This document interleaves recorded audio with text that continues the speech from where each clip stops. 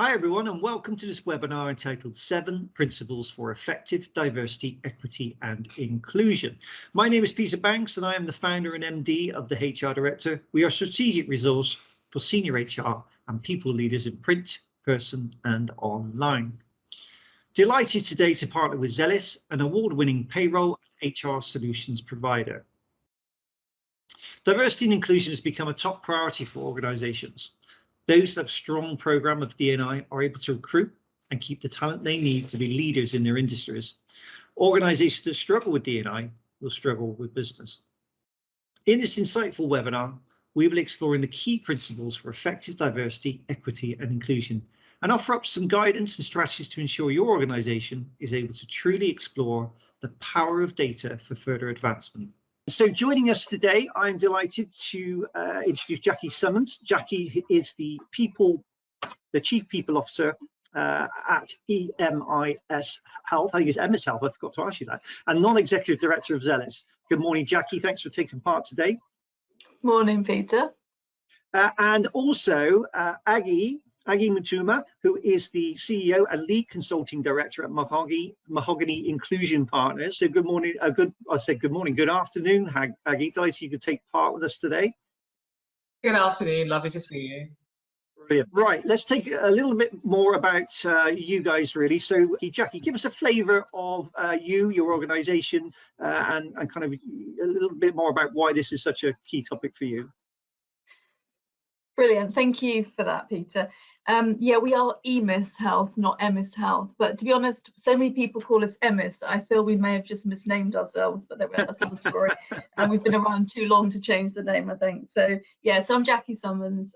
My background has been exclusively in HR for, I always feel very old when I say this, but 30 plus years. My early part of my career was much bigger organisations, and then I've been an HR director for smaller, mainly technology businesses for the last 15 years. So at EMIS are a leading provider of health tech, health software, predominantly in the UK. My non-exec role is I'm also the non-executive director at Zelis. Many of you will know the name Zelis, but many of you may not know Zelis, but they're the UK and Ireland's leading provider of payroll and HR solutions. Also own two more familiar brands, I think, to the HR community, which is MorePay and Benefex as well. I suppose the one thing I would say about having been in HR for such a very long time is that if companies at the moment feel that they're grappling with this agenda and having some difficulties, we are light years away from where we were when I first started in the 80s, and it is good to see that progress. I have to say there is way more that we could do, but at least I feel as though I have kind of seen part of that journey and know that we are in a much better place. I'm not an expert in this field at all, and EMIS are by no means a leader in terms of what we're doing. I think the data piece is really fascinating, and the way in which Zelis has managed to capture this is absolutely as helpful as it can be in terms of the pointers to look at. But I'm looking to hear also from some of the people participating today if they've got any great ideas as well. So that's me. Thank you, Jackie. Aggie, could you give us a brief bio as well, please? No problem at all. It's really great to hear about your journey, Jackie, so thank you for sharing that. So I'm Aggie Mutuma, as the name is, as you can see on the screen, and I am the CEO and Lead Consulting Director for Mahogany Inclusion Partners. Just like you, Jackie, my background is in HR. So I have led people teams for organisations you recognise, such as Tesco Stores Limited, Dreams Beds, Mothercare and McDonald's restaurants, and my last role in the people space was as a group people director for a medium-sized organisation, so in a number of subsidiaries across the globe, and my role was everything from attraction right through to whatever the end may be, and all the beautiful pieces in between. And when I describe the beautiful pieces in between, I'm talking about culture, values, behaviours, strategic pieces, and then diversity and inclusion as well. And in terms of this topic that we're talking about today, firstly, I lead Mahogany Inclusion Partners, so clearly it's a very important topic for me. And even when I rewind back to my time in HR, I always felt as though, and I think data suggests, doesn't it, that an engaged, happy workforce that has goals, that knows what it's achieving, that knows how they individually play a part in the organization's success is going to help the organization win. You're going to meet your customers and your clients where their needs are in a much more effective way. So as we think about diversity and inclusion and how it supports engagement, yeah, I think it's almost like a no-brainer. I think, Peter, you sort of said, if you're not diverse and inclusive, you're not going to win, and you're certainly not going to win in the same way. So I'm really, yeah, really interested and really looking forward to hearing the conversation that we're going to have today. And I will offer my expertise as much as I can around the whole piece around inclusion itself, and then also anti-racism, which is something else that we look at in Mahogany and support organizations with too. Wonderful. Thank you, Aggie. Thank you, Jackie. So let's get underway. Let's run our first poll. So this will pop up on your screen in a moment. So this one is, what do you regard to be the main factor discouraging your employees from disclosing personal data? So this is quite a key one to start, really. Options are really concerns over the anonymity of the data collected, lack of clarity about why the data needs to be collected, lack of clarity how the data will be used, concerns over how their data will be stored and protected, and or not confident the data will be used to improve diversity practices. Polls should pop up in a minute. Just check we've got a problem here. Paddy, you all okay with the polls? Okay. Okay, so if you can give us an idea of what you think there, and we'll feed it back. So just coming to you both, Jackie, if I start with you, just our top three, do you think? What do you think you're going to see here? Yeah, I'm going to guess that it's around the lack of clarity about how the data will be used, which is also sort of linked to the last one as well, in terms of not being confident the data will improve diversity. But yeah, I'm happy to be proved wrong on that, but that's where my guess would be. Okay, Aggie? I'm going to echo really what Jackie has said. I think I'd see not confident that the data will be used to improve diversity, lack of clarity, and then linked, and I think they're all linked really, aren't they, the concerns over anonymity of the data. You're pretty spot on, you two. So yeah, absolutely. So 29%, the highest one, not confident the data will be used to improve, etc. 22% actually is concerns over anonymity of the data collected and lack of clarity about why the data needs to be collected, and there's 16% lack of clarity how data will be used. So yeah, you're on the right, absolutely on the right lines there. So that's the key kind of concerns there. Okay, so let's look at our first question, if I may. So following on from the poll, really, if I could start with you, Jackie, our first key principle that we want to look at really is why is it so important for you to be clear about how the data would be used? Yeah, I think that I would say that this is true about how we collect data in every aspect of what we do within HR. So it's interesting that this is not just around this particular agenda. I think people just have a general concern about data. I was actually reflecting on this when I'm staying in a hotel at the moment, and the amount of information and data I had to share to just stay in this apartment sort of blew my mind slightly. And I was thinking, we are constantly being asked to do that, and you do sometimes give a piece of data and you wonder, what is that going to be used? It's mainly for me, it's what is that going to be used for, and how is that going to help me as an individual, and how is that going to help my company as well? So I feel that it's around being really clear and about communicating just generally what you're going to do with that.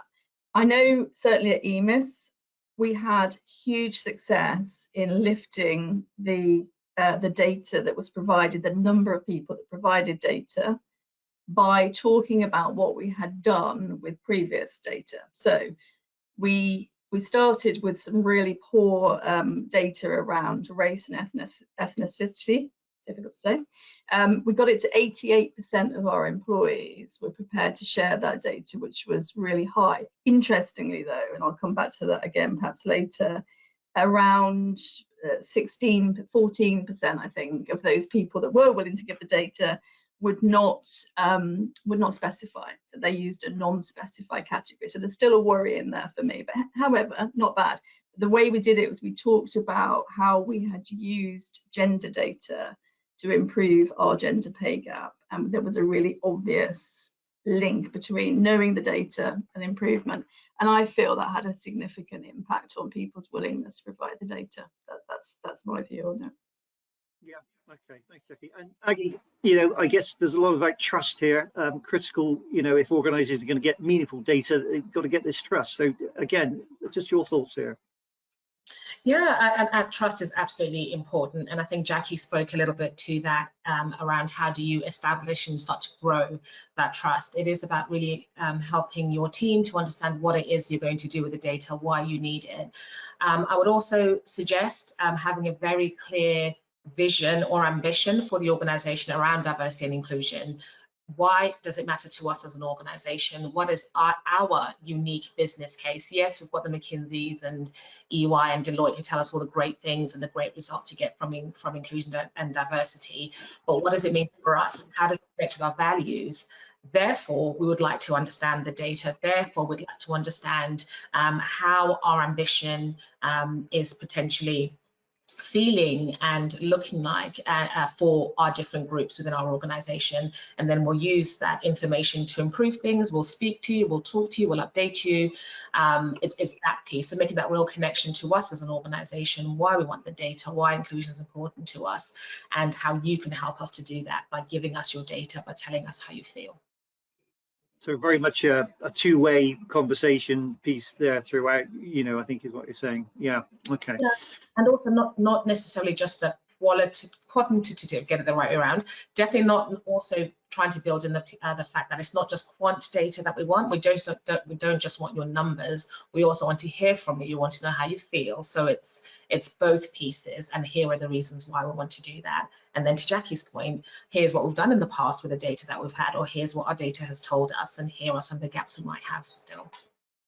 Yeah. So very, very clear. Sorry, Jackie, you going to come in there? Yeah, I was just going to say, I think that's so important. And the main criticism I hear in the business is, you know, you're only collecting this data because you have to. That's a view that comes back quite a lot. You don't. This is not about making this company a better place to be. This is not about doing anything for me. This is about the fact that you have to collect the data. And I think that's the piece that it really resonated, Aggie, when you said it's more about what does it mean for this organization and how does it fit with what we're doing and what our values are, not something that's being imposed externally and therefore I've got to tick this box. That feels really important. Yeah, part of the overall strategy of the business is you tie that whole storytelling piece in, don't you? Okay. All right, so let's look at our second question. Really, this one, Aggie, if I can come to you on this one. So, I guess just how can you foster an inclusive workplace? So quite an open question there, but to give us some ideas about how you tackle that. Yeah, sure. I think a lot of my answers are going to start in pretty much the same place, which is starting at the top. What is our strategic imperative? What is our why? Why does it matter to us? To your point just now, Peter, around the storytelling piece as well. Where I find really powerful transformations or really powerful conversations happening is where the leadership team, the CEO and their team can have a very personal conversation around their connection to diversity and inclusion and why it matters to them. And also a very honest conversation about what they don't know yet.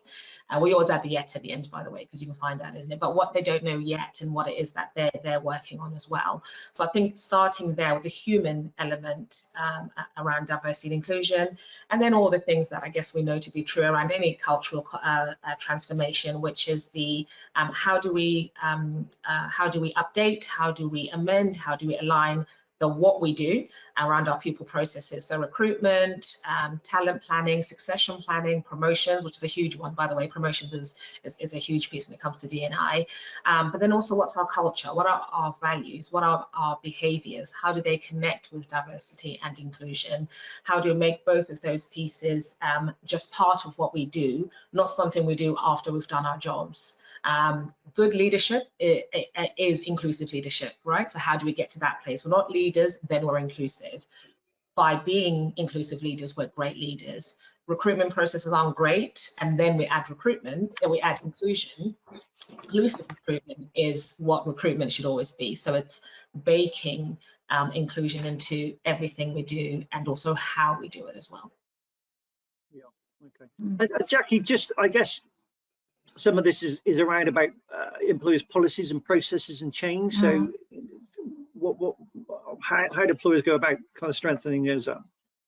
Yeah, absolutely. I think, again, it's not just about having a policy in place, although I think that's essential as a starting point. For me, it's about having a real trust in the organisation, that should anybody find themselves really feeling that they have been discriminated against in some way, then not only is there a policy in place, but actually if they raise that issue, it's not going to be met by a sort of a cold front. It's not going to be something which, you know, gets dealt with in a way that they don't feel they were listened to. It's actually following through on that. And so I feel as an organisation that if you have a bad record around this, it's quite difficult to move away from that. It's not impossible, because you can always reset the bar and say, okay, we're going to do things differently going forward. But if you have got history of not dealing very well if somebody brings something to you, I think that's really, really troublesome actually for an organisation. So kind of not getting into that place in the first place is great. But I think if you have got into that place before, you're going to have to work really hard then at being even more transparent, even more open, even more clear, you know. And how does someone raise it? Often I think, and we're guilty of this to a degree, you see on policies, you know, if you've got an issue, raise it with your line manager. If you've got an issue, raise it with HR. What do you do if your line manager is the person that is responsible for this? You know, do you feel comfortable? HR is not always a trusted group of people. Sometimes they are. We all strive to be that, but sometimes they're not. So how is there a way of people raising this? I know, Aggie, a bit earlier you talked about when you ask people to provide you information, not just asking them about the data. I like the idea of surveying in some way that isn't just about the data, that says, you know, not just yes, I am part of a minority group, but how do I feel as part of that group? Do I feel that if I had an issue, someone would actually listen to that issue? And I think that helps you to get closer down to what's going on in your organisation. So yeah, I think that whole inclusive piece is hard work. It's not straightforward for organisations to get there, but I think it makes a significant difference to this area.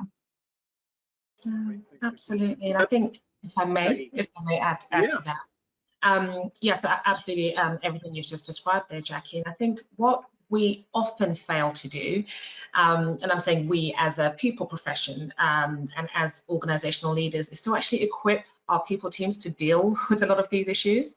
And I'd say the same for our leaders as well, that suddenly we're expecting them to lead inclusion, to have these conversations, but have we spent time and given them that safe space to ask the questions, to ask, how do I say this? What is the word for this? And what's the most inclusive way to say whatever it is? So I think first thing is, let's equip our leaders with the skills and some of that credibility and comfort to be able to have those conversations, but also the same for our people teams as well. And a lot of our conversations that we have with our clients is around when issues of discrimination come up, or when the HR teams are sort of thinking, I don't know what to do with this. How do we support them? What's the mindset shift that we need to support them to have? How do we give them another way of getting support so that they can actually respond and reflect and hopefully address the issues in the right way? And often as HR teams, we're almost stuck in this give us proof, and that's the thing that a lot of employees find challenging. How do I prove that it felt like it was them? How do I prove that it felt like it was a microaggression? Which, by the way, for a lot of us is a very new word. It was almost as if, well, they didn't call you a horrible word to describe a female, or they didn't say something horrible to you racially, so is it really racism? But actually we now understand there's much more on the spectrum, isn't there? So I guess the short version of what I'm trying to say is, if we do have expectations, a lot of expectations on our people teams, rightly so, we choose these professions, but let's give them the skills, the confidence, the credibility and support to be able to deal with these issues when they do come up. Yep. Okay, great. Any questions? So anyone's got any questions, please, whilst we're at this point, do pop them on the question section, and we will look at those and talk to the panel about them. So, okay, thank you. Let's move on as times are pressing, as it always is. So, Jackie, back to you for our next question. How can you strive for a company-wide transformation? So, yeah, that is a very, very difficult question, and I think large organizations as well, particularly global organizations, really do struggle in this area because they definitely have areas that are doing really well of their business and some areas that are doing less well, and that's quite difficult as a global organization. And they're dealing with very different cultures as well. I know from past experience was when I was in a more international HR director's role, you could definitely feel that you had some influence and control over parts of the business, and actually you kind of knew what they were doing and it was good practice. There were definitely areas that I felt were somewhat out of control, if I'm really honest. This is going back a few years, and that's, I think, quite difficult to demonstrate that across the company. I think just similar to the point that Aggie was making there about, I think actually in a funny sort of way, the really obvious racism, sexism of the past was actually relatively easy to deal with because it manifested itself in a way that everybody understood that it was inappropriate and you dealt with it as that. I think what we're now struggling with is actually it's this hidden blocking a promotion, not sure that somebody fits from a recruitment perspective, not sure the team dynamic will be right if we recruit that person. So it's that piece that's really hard to get at, particularly when you take that into a global context as well, where there are deep-seated attitudes and thoughts around some of those processes. So that would be my perspective on it. I don't have an answer that's going to be perfect, but that's my perspective on it. Yeah, thanks, Ricky. Aggie, just back to you really then, again, your thoughts on that one as well. And I guess, you're in a position of seeing, working with other organizations, so it'd be quite interesting to know about, have you seen companies transforming and benefiting, and can you share any sort of examples of that? Sure. I would suggest it's probably early days to talk about real huge transformations yet. I'll add yet to that. But what I would say is that the ingredients, I suppose, around that, again, go back to a lot of what I've said already, that real leadership, are we clear about why it matters, what it means to us, but then actually taking that down to individuals as well. So leadership level, heads of function, managers, and also individuals. What are the expectations we have of you in terms of how you engage with your colleagues? How does that link with our values? How does that link with our behaviors? We've empowered you, hopefully, because we've raised your awareness, we've started your education journey, and now there is accountability on that as well. So as a line manager, how inclusive and diverse is your recruitment? You've recruited, I don't know, 60 roles last year as an example. I'm just plucking numbers out of the air. And, of those roles that you recruited, versus last year, how much more diverse are the roles that you recruited? Actually, as a leader, when we're looking at your engagement survey and we're looking at how different groups and less represented groups feel within your team, what are the changes, what has moved, etc. So those types of initiatives or strategic moves, I suppose, are what we build that transformation. We've given you the empowerment, we've trained you, we've developed you, we've put the process in place. Now we are going to hold you accountable to that as well. Sorry, Aggie, we just lost you for a moment there. Oh, did you? Oh, bless you. You froze for a second. So I'm not sure where I stopped or where you stopped hearing me. But what I was basically saying is that it's around empowering our people. So giving that awareness, that training, that development, so that they understand what's expected and what different things mean. To Jackie's point, now our understanding shifting, isn't it? And then holding them accountable from a leadership level right through to our front line as well, holding them accountable too. Mm. So a good point here. We've got a questions come in actually. So if we can have a look at that one and share that one with you. So can we have some examples, specific examples of how a particular D&I issue has been tackled? For example, Aggie, you raised the point about microaggressions. How was this dealt with specifically, and what would what advice would be to HR professionals managing such a situation? Aggie, it's got to be you. Jackie's like that. A specific. I cannot think of a specific thing. I mean, there are many, many, but I guess where I'll speak, or where I'll answer that is around principles. Hopefully that helps you, because I can't think of an actual specific example. Now, I can think of things that have gone wrong. I'm not sure that's what you're looking for right now.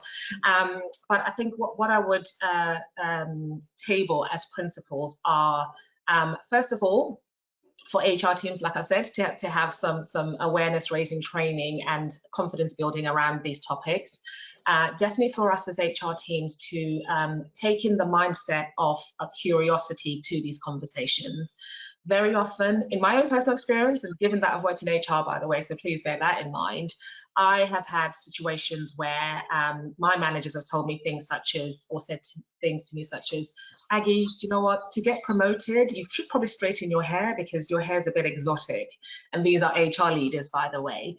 And had no way to take it, or when I did table it, I was told, well, that's not to do with your race, that's to do with something else. So I think I'd say it's about, yeah, go with a curious mind, think what could be happening, what might be happening for this person, as opposed to almost rushing to say, no, it's not this, it's not sexism, it's not homophobia, it's not racism, which is what usually happens. There's almost that defensiveness piece. So I think that's principle number one.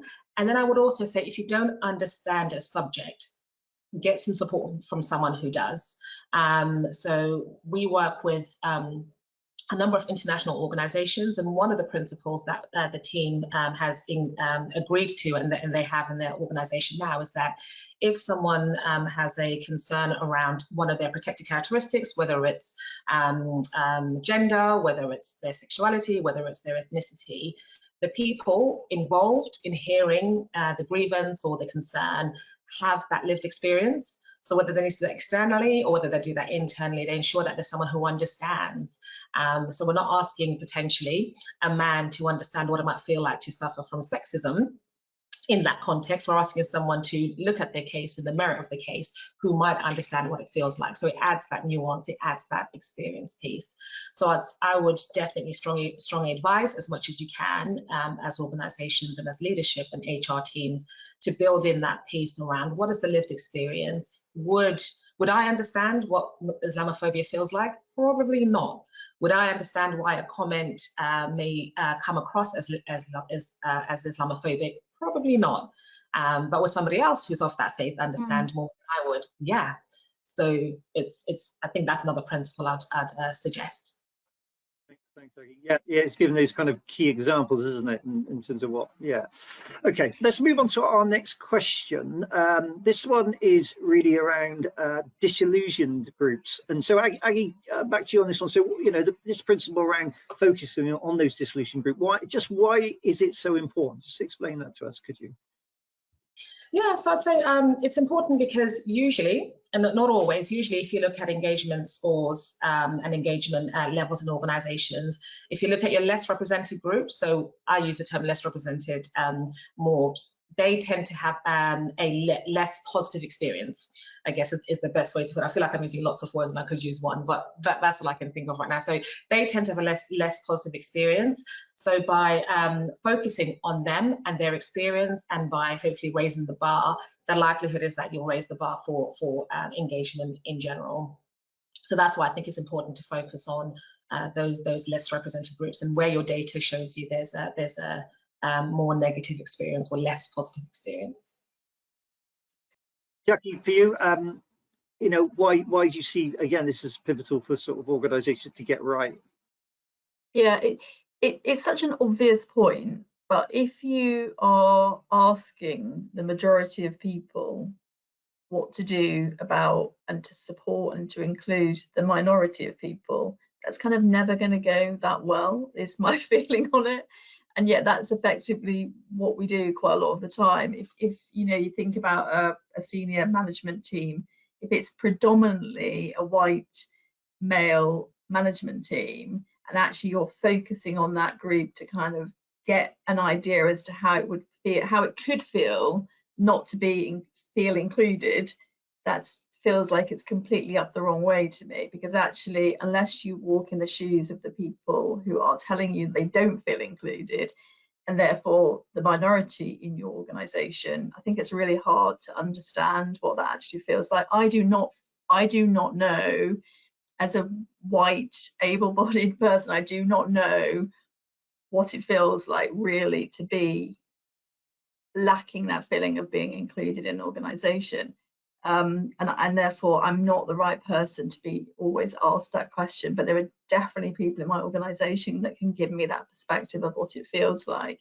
And I think, to Aggie's point, it's not necessarily the obvious point here would be to say, okay, you know, I might not be treating this particular group well, or this group, but actually it's wider than that. So somebody who feels that they're not included because of a personality quirk or the way that they dress. You gave a great example, Aggie, in terms of that. And I've definitely heard people talk about the way people should present themselves if they want to get on in business, and what they should look like to get on in business.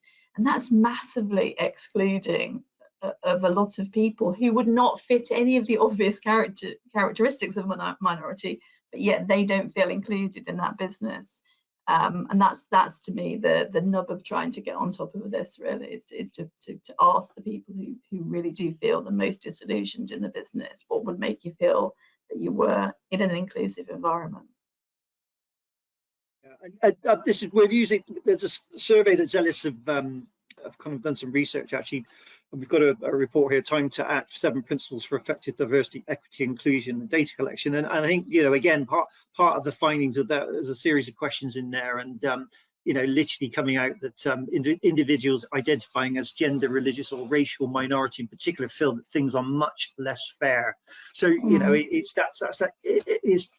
just come back through black and white. So wrong phrase again, but it's trying to make sure that that's why it's so important to actually, you know, center on this kind of disillusioned group, because I guess you're going to get kind of poor disclosure rates, aren't you, otherwise, unless you can do that. Yeah, I think it's a fascinating report. I think that for me, it didn't necessarily tell me lots of things that I didn't know, but it pulled it together in something which I would, you know, I'm going to become a bit of an advocate for people reading it. For me, those 7 principles that they uncovered and talk about, every single person involved in this area and every manager and HR director could well do with having a read of it, because actually, if you really use those 7 principles and apply them to your organization and say, you know, are we following these things? You know, I looked at it and thought, yeah, we're pretty good on 4 and we're not great on the other 3.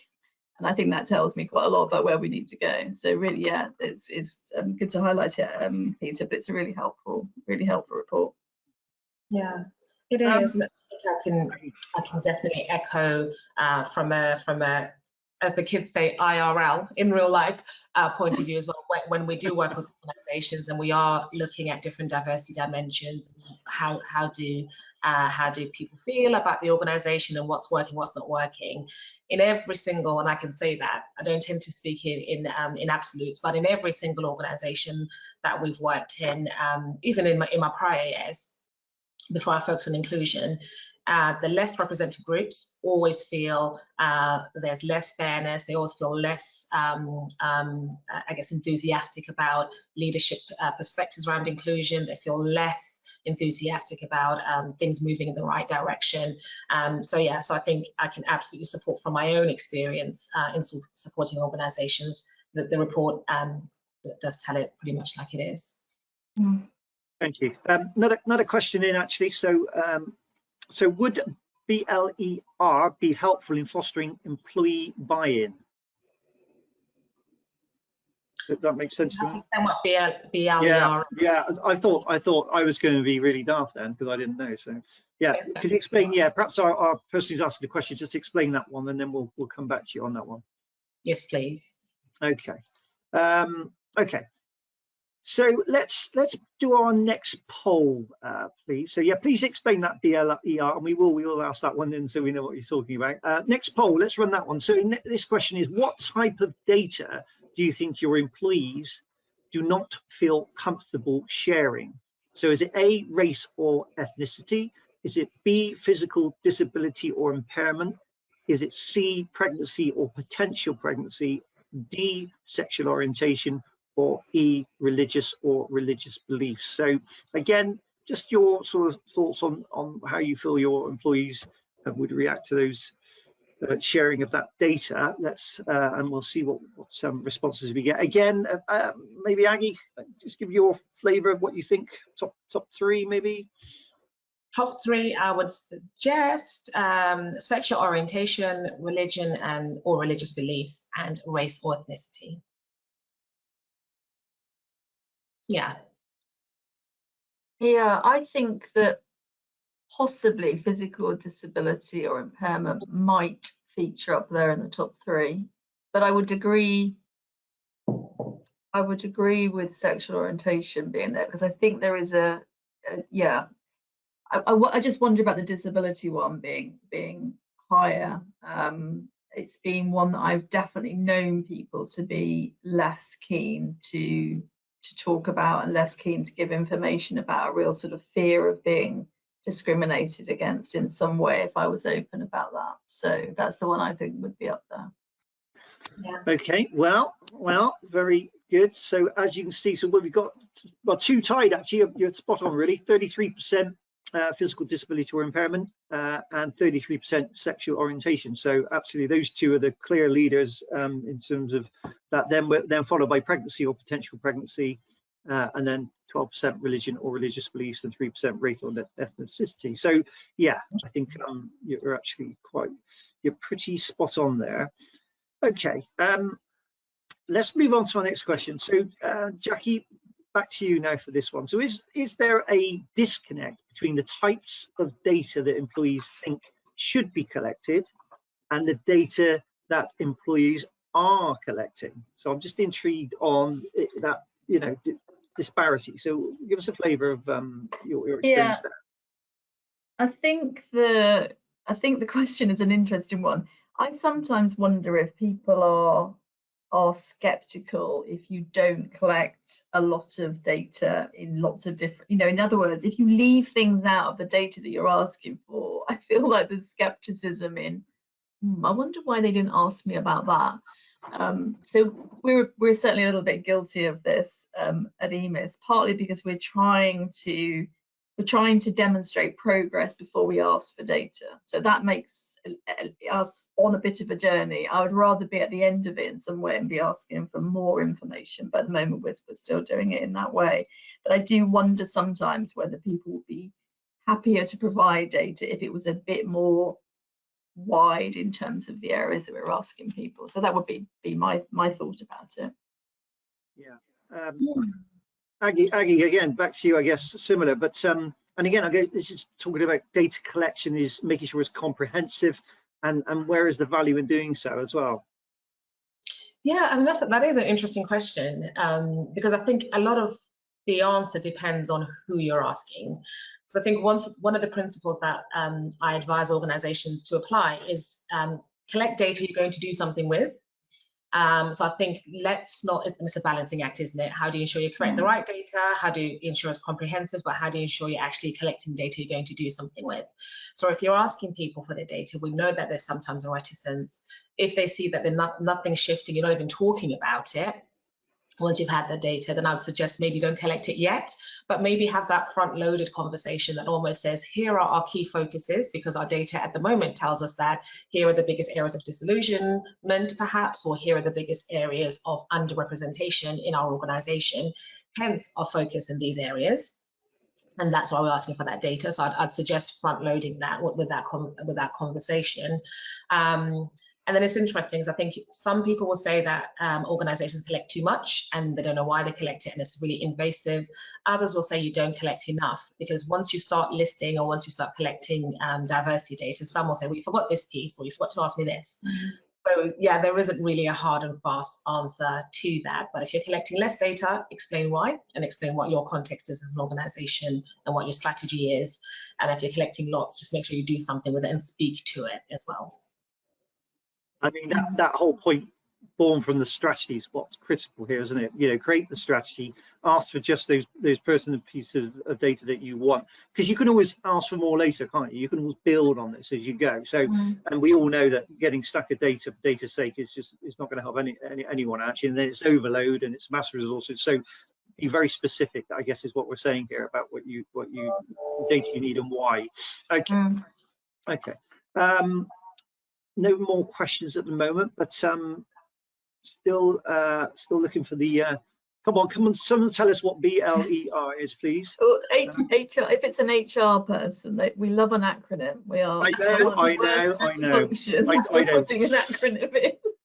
I find myself having to look them up sometimes because I've kind of lost track of what the latest one is.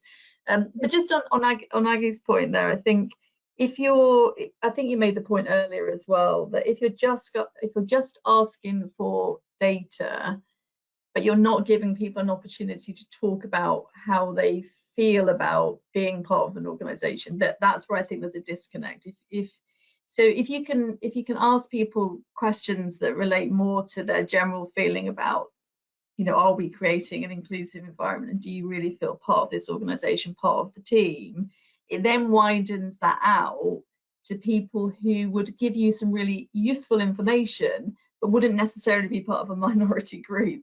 But they would still give you something that as an organization you could work on to make everybody feel included.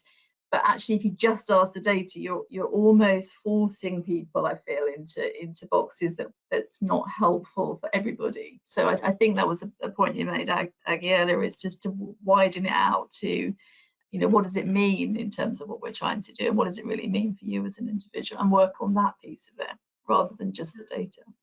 Yeah, and I think as you're asking for that quantitative feedback, how does it feel to work here? Do you feel included? Do you feel like you have a voice?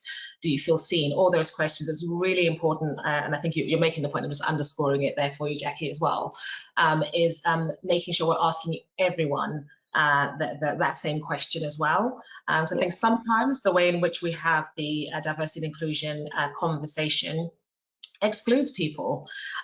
We exclude the white male potentially, and I think inclusion is about absolutely everyone feeling included. And if we want to achieve the transformations we're talking about as well, it's about everyone feeling they have a voice, everyone understanding what their role is within that as well. So I just wanted to underscore that point that you did, Jackie, as well. Okay, thank you. So here we go, board level employee representation. Of course. Gosh, I didn't know about something today. And actually, I think following on here, someone's actually put here, the topic is so vast. So the question is, how would we measure? Hang on, let's make sure I can get all this whole question. How would you measure improvement in the way organisations are being successful in implementing EDI? Is it only the practice of these principles that will help achieve aims? Any of you like to? Was that a separate question, not related? I think it's a separate question actually. Still with the tell on here, but yeah. Yeah, because on the board level employee representation, and I love the acronym, and now we'll start using it.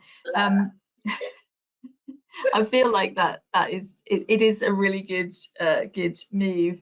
It's not something which I think all companies are embracing, if I'm really honest. We're working out how we're going to do it. So I don't think very many companies have actually put employees on their board, even though that is an option. I think most people have just tried to tie what's happening from an engagement perspective much more closely to the board and give much more visibility, and that's how we're approaching it.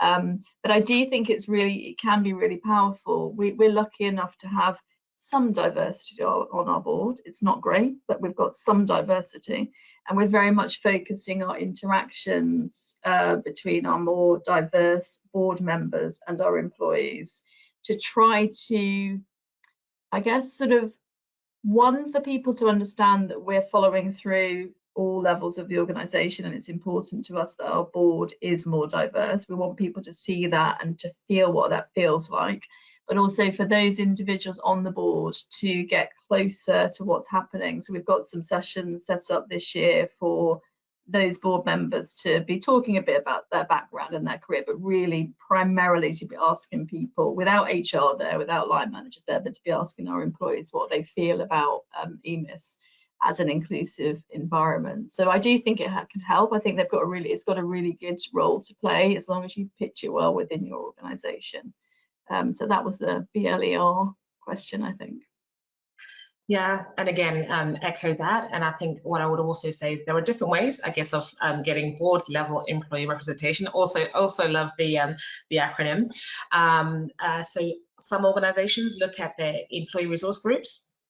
I was going to say ERGs, but I'm not going to use acronyms. Well, not too many acronyms, but the employee resource groups, and how do they make them business resource groups? In that, representatives do attend board meetings and they give feedback, and they're present, and they have a voice there as well. Which leads to my second point in that if we are going to have board level employee representation, let's do that in a way where they actually have a voice. It's not just they're there and they're sort of almost rabbit in the headlights and they haven't got a voice, and it's almost a tick box. If you are going to engage in BLERs, then ensure that they have a voice. There's clarity about what they're there to do or to hear or to feed into, and that voice is actually there as well.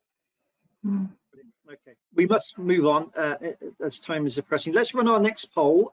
So again, this one's going to pop up on screen now. So this one is, which minority group would say they are very likely to participate in employer-run processes to gather personal data on diversity? So it's a bit of a long question. Oh, that should be working.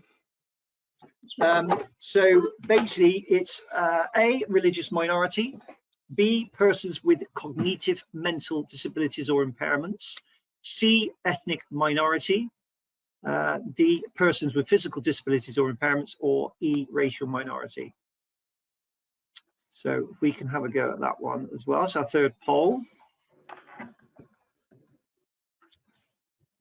Okay, so Aggie, first stab at that one. Top two, three, top two, let's say. I have no idea, to be honest with you. I'm looking at that thinking, I actually have no idea. So yeah, really keen to hear what people think on that one. I really have no idea, and I'm wondering. I know this is not. Well, I'm wondering why we haven't got gender on there. Well, to be honest with you, this is part of the survey. There were so many on there, we couldn't get them all on the on the poll answers. So it was there. We just picked out a few to sort of be a bit more random, actually. Not the obvious ones sometimes, Okay. Yeah, it feels like I'm going to say what I don't think is very likely for people to participate in. So I don't think people are very likely to share if they have cognitive mental disabilities or impairment. If I'm really honest, I don't think that's going to be high on the list. And I think for the same reasons before, I'm not sure that people are going to be that keen to share disability either. So therefore, I'm going to probably say that it's, of all of these, it's probably racial, ethnic, minority. I think if gender had been on there, interestingly, people would be more willing to share gender information. I feel. That's true. Yeah, that's true. Actually, that was in the stat. It was very high up there, as you. Yeah, so, I think so, because it's the one thing that perhaps we've been sharing for more time, and we are more sharing as well, perhaps. Yeah. Okay. All right. So sort of results pretty much in. So so 41% racial minority is the top one, and then 33% ethnic minority, followed by 19% persons with physical disabilities or impairment, and then 4% for the last two. So yeah. Okay. Yeah, I think that the cognitive mental disability or impairment, that is incredibly low, and I think that feels absolutely where it would be. That's not something that people feel at all comfortable in sharing, and I definitely notice that as through any kind of recruitment process, it's something that people just won't share. I've known people to have really bad periods in their mental health for a period of time in their past, which they'll cover by all sorts of other, I took a sabbatical, I went here, I did that. And actually, when you get to know the person, you find that they did, that's not true. They, for all sorts of reasons, whatever they were, had a period of a complete breakdown, but they very, very rarely want to say that as part of the recruitment process. They're very nervous about the possibility of someone taking some kind of action or not recruiting them because they may not be a great employee. So I think that's a massive thing for us to address going forward. Comfort for people to say, I had a bad period, but I'm actually on the mend, I'm well, and I'm really looking forward to coming to join you. You know, that's where we need to get people. And I think even more helpful for the person, if they are in that place as well, is I had a really bad period and actually I know what the triggers are, so here's the support potentially that I need in the organisation to ensure that I don't go there, get there again. Which ironically, from a business perspective, makes them a great employee, actually, in terms of their support for other people, in terms of their understanding of it. And actually, we have in our workforce many people who won't have experienced that in the past and actually won't know how to deal with it going forward. So actually, in contrast, there should be a feeling that you feel comfortable to share it, but I don't think it's there yet. Not yet. Indeed. Okay, let's move on to our next question. So Aggie, this one's for you. So the importance of maintaining sensitivity when categorizing characteristics. So tell us, you know, give us some focus on that question. Sure, and this is a tough one. So a lot of organizations struggle with this. You know, what are the descriptors? I lost the word for a second. What are the descriptors that we use? What are the words that we use? Do we go with the ONS terminology? But the fact is we're actually a global organization, so what does that look like? I would suggest that if you can, as much as you can, if you have got established employee resource groups, if you have got established affinity groups within your organization, this is a beautiful opportunity to speak with them and understand what works for them. And that gives you a beautiful story in that we know as an organization that there are many ways to describe different characteristics or different diversity dimensions. Our people have told us that this is what they'd like us to use, or this is the terminology they'd like to use. We're open because we might change it and they might change their minds as well because time and language changes over time. But this is what we're using as an organization because our people have said this is what they want us to use. So I would suggest if you do have an opportunity to work with your employee resource groups, to speak with them and get their steer on what the right categorizations are. And failing that, I guess the ONS is a good place to start as well. But I have, depending on whether you're global or not, that does sometimes cause some issues as well. Jackie, I guess, what about employees are impacted by more than one characteristic? So, you know, again, an importance to focus on this and why. Yeah, I'm just thinking that Aggie's given me a top tip for the day, which I'm going to take, which is I'll ask your employee groups what we should be using. I mean, it sounds so obvious. We have employee forums, they're really active, they give us lots of ideas, but we have not asked them that question, actually, to be honest. And that sounds as though that's the best way to go forward, to ask that question. Yeah, I mean, I sort of feel that what we do quite often in HR is we take snapshot information and we don't take that information, update it, and people don't update it regularly. So we take information when someone joins an organization, but we don't go back and take it regularly. And things change over time. You know, people can become disabled, and they may not have been when they joined the organization. Things change in their lives that change their characteristics, change the descriptors for them. I think if you don't do that and give people an opportunity to update that information, then again there's a feeling, well, how are they giving? They're giving this data to say what the workforce makeup is, but they haven't asked me for my data since I joined the organisation. So how do they actually know this is accurate? And that really does create a problem. So I know not all organisations have the luxury of you know, having an HR system that's really able to capture this and works really well, but it is really important to capture this data in some way that makes it real, that makes it sort of live and updated and relevant to what you're trying to do at any point in your business. So I think that's important.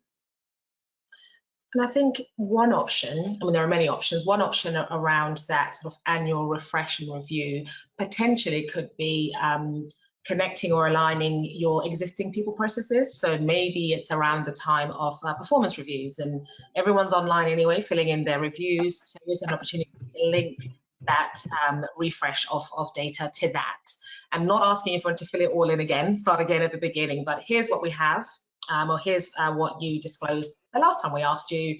Is it up to date? Yes, it is. Oh, actually, this has changed, or actually that. So giving the people that opportunity to do that. So make it simple.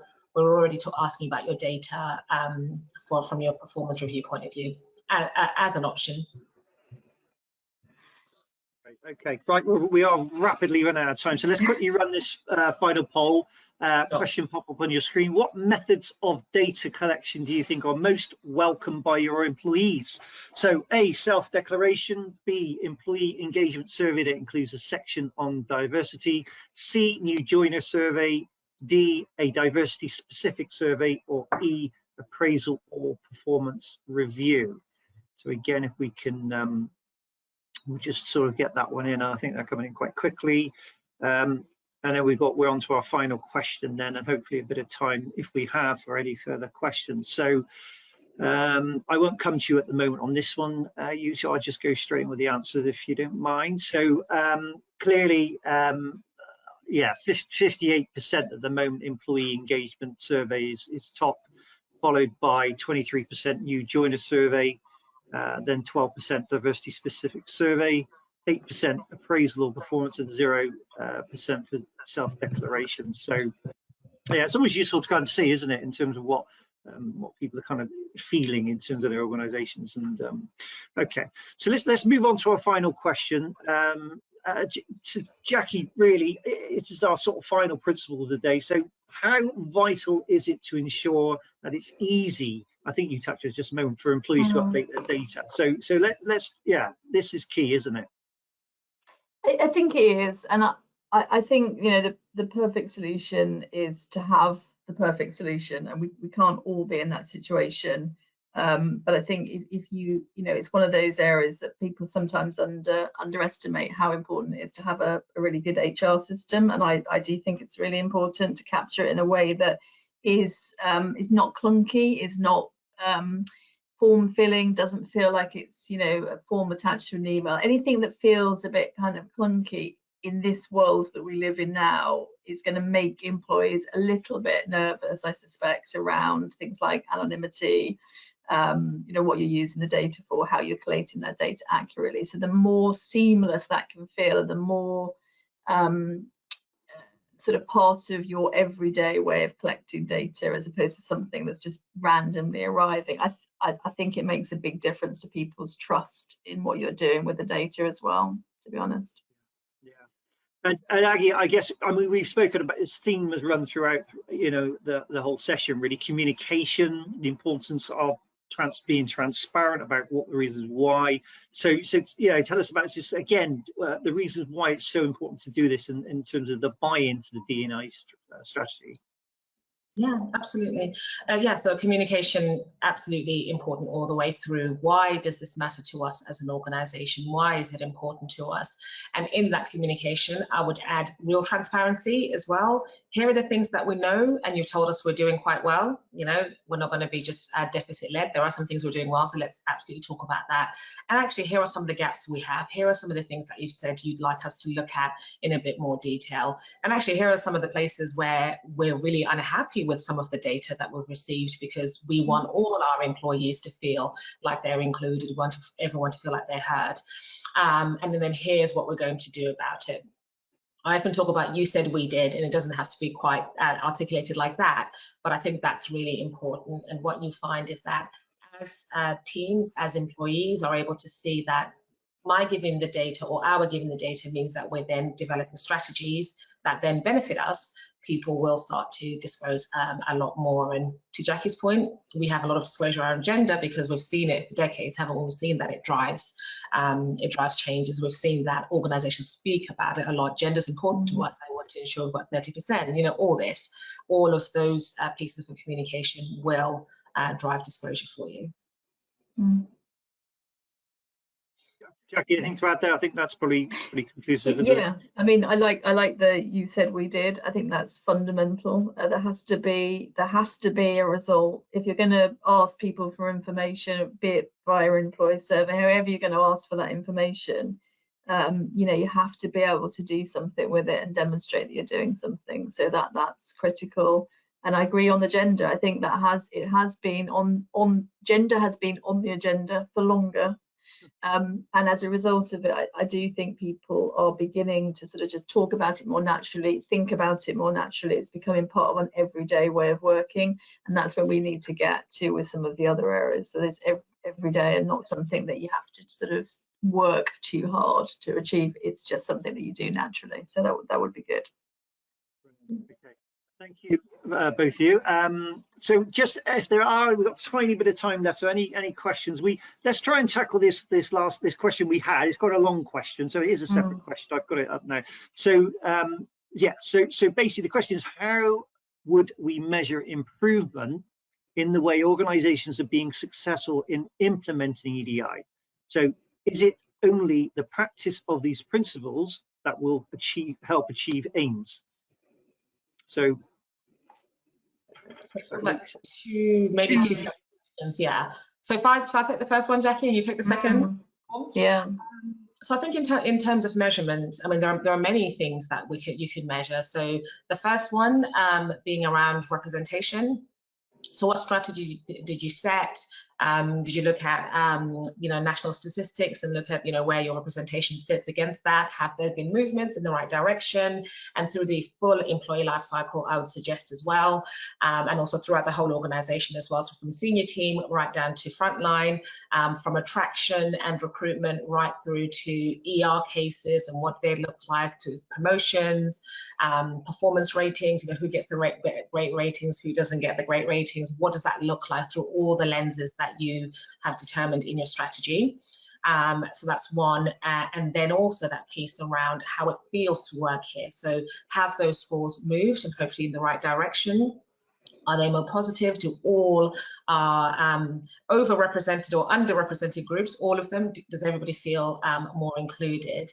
And one of the key questions, many key questions around their perception of the importance of diversity and inclusion in our organisation, has that moved in the right direction as well? Brilliant.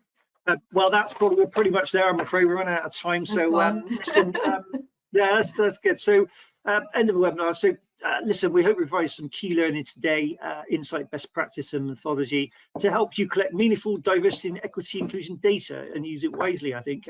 Thanks to my panel, Jackie and Aggie, for your excellent insights and knowledge today, and also for Zealous for partnering with us today, so much appreciated. There is a recording, there is a recording which we will share once we're edited. So listen, thank you all for watching and also taking part in our polls, and thanks again, Jackie and Aggie. So bye for now. Thanks for hosting, Peter. Bye everyone, thank you. Let me see you, Aggie. Bye.